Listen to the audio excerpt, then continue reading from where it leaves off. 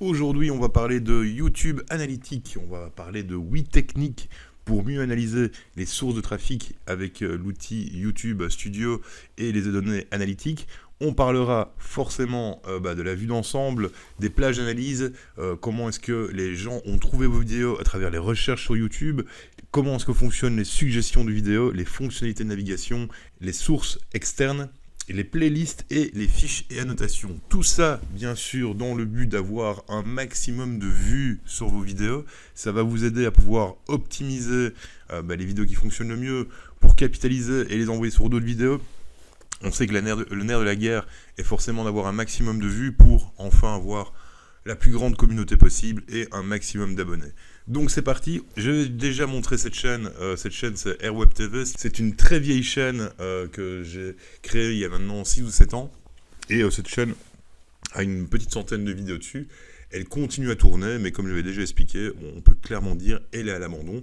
Mais par contre, comme il y a des données analytiques dedans assez intéressantes, eh bien, je me promène dedans pour vous montrer quelques statistiques et comment est-ce qu'on peut manipuler l'outil d'analyse. Donc, si vous avez une chaîne et que vous voulez faire les mêmes manipulations que moi en temps réel, en regardant la vidéo, eh bien, n'hésitez pas à vous connecter à votre compte. Et une fois que vous êtes connecté à votre compte où est liée votre chaîne, eh bien, vous allez tout simplement cliquer sur le bouton YouTube Studio. Et là, forcément, si vous êtes un propriétaire de chaîne, vous connaissez parfaitement. Et nous allons encore une fois nous intéresser à la partie des données analytiques. Donc, dans les données analytiques, on a souvent cette vue d'ensemble qui va reprendre en fait une vue du nombre de vues sur une période de temps sur les 28 derniers jours. Et si on veut rentrer dans le détail, il faut tout simplement cliquer sur En savoir plus. Et donc la première chose qu'on va pouvoir voir, c'est forcément une vue d'ensemble sur les 28 derniers jours qui permet de comprendre en fait quelles sont les vidéos qui ont le plus de vues. Et en fait, cette simple première analyse est hyper importante. Je vais vous expliquer pourquoi. Parce que par exemple ici, on peut clairement voir que la vidéo, donc Airweb TV c'est une chaîne musicale, mais la vidéo qui a eu le plus de vues sur les 28 derniers jours, eh bien c'est la vidéo de Telex, Moscow Disco, qui a fait 3354 vues sur les 28 derniers jours. Et donc ce qui est très intéressant de faire, c'est de se poser la question, comment est-ce que cette vidéo-là pourrait faire venir plus de vues sur mes autres vidéos? Eh bien tout simplement, vous connaissez des fonctionnalités, on en parlera encore davantage un peu plus loin, mais les fonctionnalités de fin d'écran par exemple, ou les fonctionnalités de fiches que l'on peut mettre sur les vidéos, vous permettent en fait de capitaliser sur les vidéos qui ont le plus de vues, afin de les renvoyer sur d'autres vidéos à vous qui ont besoin certainement de plus de visibilité. Et donc en liant de cette manière ces vidéos, vous allez pouvoir capitaliser sur la vidéo qui a le plus de traction pour vous, qui vous amène le plus de vues, et va vous permettre de faire découvrir d'autres vidéos qui sont sur votre chaîne. Donc toujours se poser la question, quelle est ma meilleure vidéo, quelle est celle qui va pouvoir me faire venir le plus de monde possible sur mes autres vidéos. Eh bien je vous invite à faire cette première analyse, quelle est la vidéo qui amène le plus de vues sur votre chaîne, et vous pouvez maintenant essayer de lier avec, comme je le disais tout à l'heure, des fiches, des annotations qui va renvoyer vers vos autres vidéos afin de capitaliser encore une fois sur ce qui fonctionne le mieux. Donc ça c'était la première technique. Maintenant une deuxième technique que tout le monde connaît aussi, mais on ne sait jamais si on tombe sur des novices, il faut toujours prendre des longues périodes d'analyse pour bien comprendre les données, parce que d'un moment à l'autre, et on va le voir dans les graphes qui vont suivre, d'un moment à l'autre, une vidéo peut chuter pour une raison ou pour une autre. Et donc, il faut toujours être bien conscient de ce qui fonctionne, parce que justement, si vous avez capitalisé sur une vidéo en vous disant cette vidéo-là, c'est ma meilleure vidéo, et après un certain temps, elle se casse la gueule pour une raison inconnue, ou connue, peu importe, eh bien, vous allez forcément avoir vos stratégies qui vont dégringoler directement derrière. Donc, faire une analyse constante, c'est toujours hyper important pour bien comprendre ce qui fonctionne, ce qui ne fonctionne pas ou ce qui ne fonctionne plus. Donc il faut toujours être bien conscient des données que nous collectons et donc constamment analyser vos données pour être toujours à la pointe de ce qui se fait le mieux. Alors, on va prendre tout simplement ici le calendrier, on va tout simplement modifier la plage d'analyse, date range comme on dit en anglais. Cette plage d'analyse en fait, de base, elle est toujours sur les 28 derniers jours, mais ici on va tout simplement prendre depuis la création, donc depuis toujours. Donc, depuis toujours, on va voir maintenant le graphe va forcément collecter toutes les données qu'il a pu avoir depuis la création. Donc la création de la chaîne, c'était le 13 juin 2011, donc ça fait maintenant plus de 8 ans en fait que la chaîne existe. Et on peut voir, je vous le disais, il y a des vidéos qui se cassent la gueule. On peut voir ici en vert cette vidéo-ci de Nicolas Jarre. Elle avait eu des pics de vues assez impressionnants ici, où elle faisait plusieurs centaines de vues par jour, jusqu'à 500 de nombre de vues par jour, ce qui est quand même pas rien. Et cette vidéo-là, par exemple, elle a été tout simplement supprimée par YouTube pour non-respect des droits d'auteur. Évidemment, c'est de la musique, donc c'est toujours un petit peu délicat. Mais bon, ceci dit, nous, je ne faisais pas d'argent dessus, c'est simplement pour promouvoir les artistes. Mais bon, voilà. Quand il y a des problèmes de droits d'auteur, YouTube n'hésite pas à supprimer les vidéos. Et donc, si j'avais fait des stratégies, et c'était le cas, si j'avais fait des stratégies pour capitaliser sur ces vidéos et l'envoyer sur d'autres vidéos, forcément, la stratégie, elle s'effondre. Et donc, c'est pour ça qu'il faut constamment analyser pour voir s'il n'y a pas un problème. Ça pourrait, dans mon cas, c'était les droits d'auteur, mais ça pourrait très bien être une autre raison pour vous. Elle pourrait très bien se casser la gueule pour d'autres raisons, un concurrent, que sais-je, une optimisation sur des mots-clés qui n'est pas bien faite. Bref, il faut toujours analyser pour bien comprendre quelles sont vos vidéos tendances du moment et arriver à utiliser ces vidéos pour donner de l'attraction à vos autres vidéos. Donc ça, c'était la deuxième technique, simplement bien avoir une vue d'ensemble sur l'ensemble des données, donc prendre toujours des longues plages d'analyse pour bien comprendre comment évolue votre trafic, comment évoluent les vues de vos vidéos, pour toujours être à même de pouvoir capitaliser là où ça fonctionne le plus. Alors, on va regarder maintenant en fait dans les différentes sources de trafic. Donc, les sources de trafic, c'est simplement l'onglet ici, et on a toute une multitude de sources de trafic qui sont très intéressantes à analyser, et à savoir que pour cette chaîne, c'est pas toujours le cas, mais pour cette chaîne, la première source de trafic, c'est la recherche sur YouTube. Alors, c'est hyper important parce que forcément, YouTube, c'est le deuxième moteur de recherche au monde, juste derrière Google. Ne jamais oublier que forcément, il faut optimiser ces vidéos à l'aide de titres, à l'aide de tags, à l'aide de mots-clés dans la description pour que les gens puissent trouver votre contenu. Et donc, il est très important de comprendre comment est-ce que les gens ont trouvé votre contenu. Donc ici, on voit tout simplement qu'on a, on peut dire simplement le volume, donc c'est-à-dire que les recherches YouTube ont engendré 137 284 heures de visionnage, ce qui représente 43% du total d'heures réalisées par cette chaîne, ce qui est juste très très très important. Et en cliquant dessus, on peut forcément analyser quelles sont les requêtes que les internautes ont tapées pour tomber sur l'ensemble des vidéos. Alors ça va donner une première vue sur l'ensemble des mots-clés qui ont été utilisés pour trouver mes vidéos. Donc forcément, moi, ça va tourner sur cette vidéo-ci essentiellement sur les noms des artistes ou peut-être sur le nom d'album ou le nom de titre d'artiste. Ok. Mais par contre, ce que l'on peut faire, on va retourner un peu en arrière. Je vais reprendre une vidéo précise. Voilà. C'est en train de charger. Hop. Donc, je vais prendre Telex, celle-ci. En cliquant dessus, en fait, on isole la vidéo pour voir les données uniquement sur celle-ci. Donc, on voit, cette vidéo-ci a été mise en ligne il y a grosso modo 1 an et demi. Et donc, maintenant, si je retourne dans les sources de trafic, je vais pouvoir voir, en cliquant sur la partie recherche, quels sont les mots-clés que les gens ont tapés pour trouver cette vidéo. Donc c'est important en fait de toujours faire ça parce qu'au bout du compte, ce qu'il faut bien repérer, c'est est-ce que j'ai bien utilisé tous ces mots-clés dans mes titres, dans mes descriptions, dans mes tags. Donc titre, description, ici dans ce cas-ci, c'est assez clair vu que c'est le titre d'un morceau, donc c'est assez simple. Mais on va pouvoir avoir certaines variantes qui font pas mal de recherches et pas mal d'heures de visionnage. Et ça c'est très important de pouvoir les rajouter par exemple en tag pour optimiser clairement votre positionnement dans le moteur de recherche de YouTube et pour que les gens puissent vous retrouver encore plus facilement parce que forcément on sait bien que si vous êtes classé sur une requête en première position ou en 10e position, vous n'allez pas avoir forcément le même taux de clic ni le même taux de visionnage. Donc clairement, il est super important de comprendre sur quels mots-clés les gens sont arrivés sur votre chaîne et les rajouter en tag et pourquoi pas en description peut-être si ça peut se faire pour pouvoir optimiser votre positionnement dans le moteur de recherche. Donc par exemple, ici, il y a plein de mots-clés que moi j'ai pas spécialement mis. Bon, tout ce qui est autour de Moscow Disco, ok, j'ai, Telex, j'ai aussi, mais par contre, j'en ai vu un tout à l'heure où c'était Moscow Train, le voilà. bah, bon, on n'a pas fait énormément dessus, on n'a fait qu'une vue, ok, mais ce serait tout à fait le genre de mots-clés qu'on pourrait ajouter. Et donc voilà, analysez vos mots-clés pour savoir exactement sur quelles requêtes les internautes ont trouvé votre chaîne pour pouvoir optimiser vos descriptions, votre tag, vos mots-clés, votre titre. C'est hyper important pour être mieux positionné dans le moteur de recherche. Une autre super technique au niveau des positionnements dans YouTube et des positionnements et des stratégies que l'on peut développer à travers YouTube, c'est les suggestions des vidéos.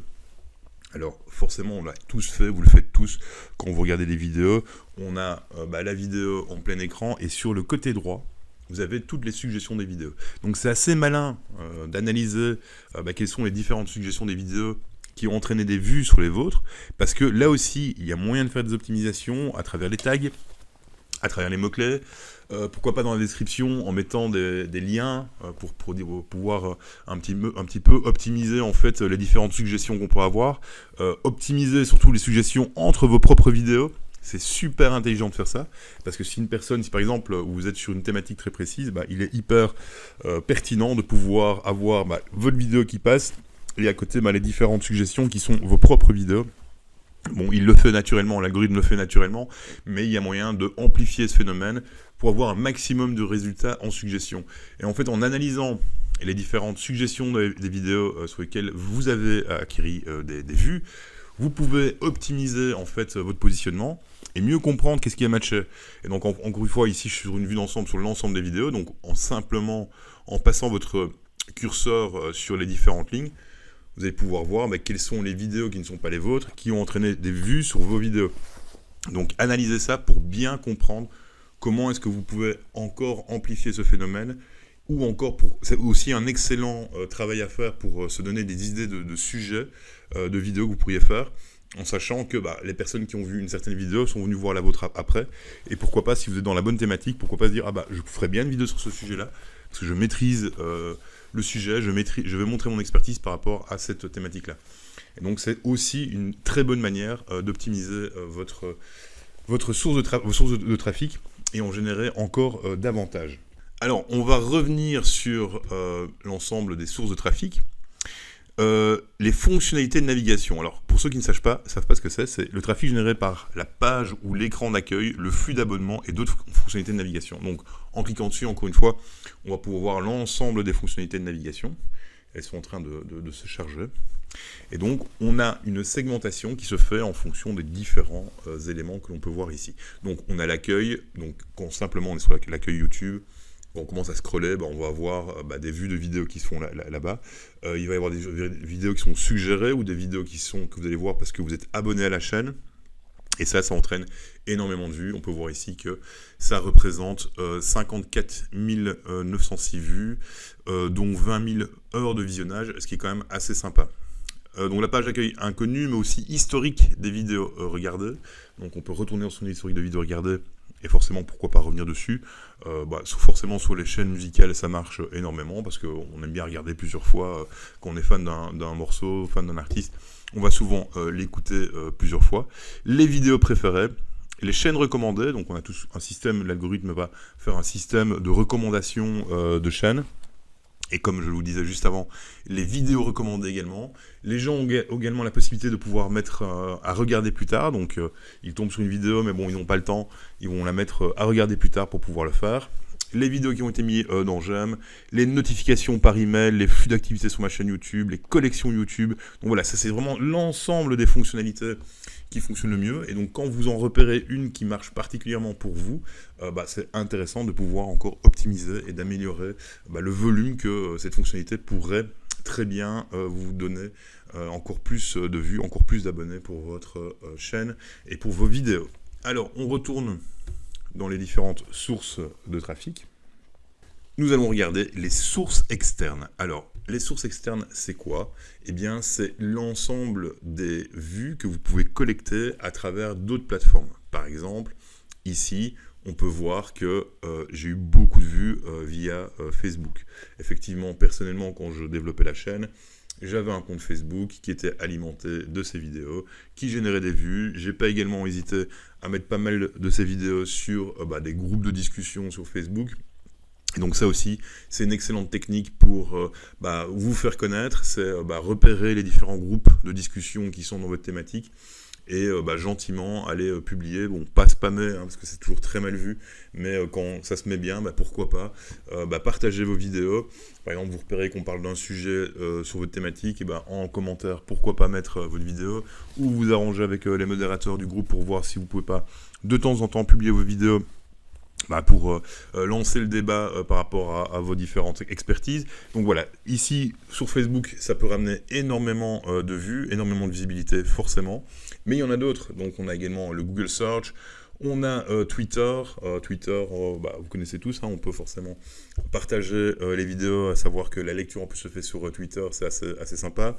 On a Bing, on a différents outils comme Shazam, ici forcément sur quelque chose de musical, donc Shazam, ça marche forcément bien. On a Reddit, on a WhatsApp, on a en fait toutes les sources que l'on peut imaginer. Et donc quand vous avez une chaîne, ce qu'il faut retenir de ça, c'est que quand vous avez une chaîne YouTube, il est toujours primordial de pouvoir partager sur un maximum de plateformes vos vidéos. Ça va vous générer des vues et certainement, si votre contenu est pertinent et de qualité, certainement des nouveaux abonnés qui vont grossir votre communauté au fur et à mesure du temps. On retourne sur l'ensemble des sources de trafic. Et encore une autre fonction qui est absolument géniale, ce sont tout ce qui est playlist. Les playlists, vous connaissez tous, ce sont un ensemble de vidéos qu'on va mettre les unes derrière les autres, afin de faire découvrir, pourquoi pas une thématique, un ensemble, une formation, un tutoriel qui serait découpé en plusieurs étapes, etc. C'est très intéressant de pouvoir créer vos propres playlists, mais ce qui est aussi assez génial, c'est de pouvoir avoir vos propres vidéos qui sont mises dans les playlists d'autres, qui ont peut-être des énormes communautés. Et donc ça aussi, c'est quelque chose d'assez malin à faire, c'est pourquoi pas prendre contact avec certains youtubeurs que vous avez repérés, ils font des playlists dans des thématiques que vous maîtrisez, sur lesquelles vous avez fait des vidéos aussi, et leur proposer, écoute, tu ne mettrais pas ma vidéo dans ta playlist, ça va vous générer quelques vues. Et ça peut être très sympa pour développer votre notoriété. Et ici, en fait, en analysant, vous allez avoir toute la liste des différentes playlists sur lesquelles vos vidéos ont été retrouvées. Et donc, c'est une excellente manière de faire découvrir votre contenu. Allez, on retourne une dernière fois sur la partie source de trafic. Et là, on va regarder tout simplement les fiches et annotations. Alors, à savoir que il y a une partie des annotations, comme on les entendait à l'époque, ont disparu. On va le voir très clairement sur ma chaîne. J'avais bourré d'annotations dans tous les sens pour faire découvrir de nouvelles vidéos. On peut voir ici que j'avais pas mal de vues, de clics qui étaient générés par les annotations. Et au fur et à mesure du temps, la fonction annotation, comme elle était disponible il y a quelques années, a disparu. D'ailleurs, on peut le voir sur le graphe, c'est très clair. Je n'ai plus aucune vue générée par les annotations qui ont été changées par les fiches que l'on peut mettre, par exemple des playlists directement. Donc une annotation, en fait, c'est un genre de petit carré où on pouvait mettre du contenu écrit et un lien qui allait rediriger soit vers une chaîne, soit éventuellement sur un site. Et donc cette fonctionnalité n'existe plus.